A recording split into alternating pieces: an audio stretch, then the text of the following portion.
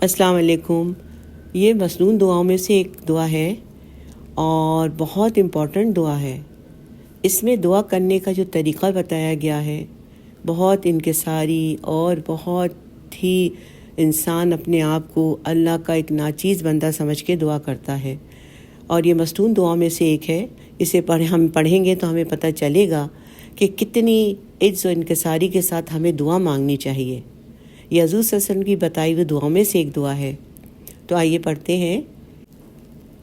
اللہم انی عبدک، اے اللہ یقیناً میں تیرا بندہ ہوں، وابنو عبدک ابنو امتک، اور تیرے ہی بندے اور تیری ہی کنیز کا بیٹا ہوں، ناصیتی بیدک، میری پیشانی تیرے ہی ہاتھ میں ہے، ماضٍ فی حکمک، مجھ میں تیرا ہی حکم جاری و ساری ہے، یعنی میرے اندر جو بدلاؤ، جو چینجز، جس میں جو فزیکل تبدیلیاں آتی ہیں، یعنی میرے جسم کا ایک ایک عضو، ایک ایک حصہ تیرے حکم کے تابع ہے۔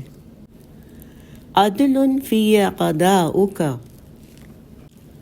میرے بارے میں تیرا فیصلہ مبنی بر انصاف ہے، یعنی تیرے جتنے بھی فیصلے ہیں میرے متعلق وہ انصاف پر مبنی ہے۔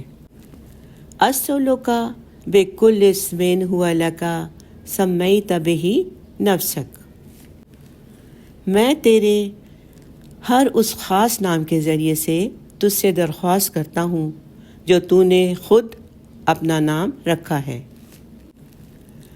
او انزلتہ فی کتابک، یا اسے اپنی کتاب میں نازل فرمایا ہے، او علمتہ احدا من خلقک، یا اپنی مخلوق میں سے کسی کو سکھایا ہے، او استأثرت بہ فی علم الغیب عندک، یا تو نے اسے علم غیب میں اپنے پاس رکھنے کو خاص کیا ہے۔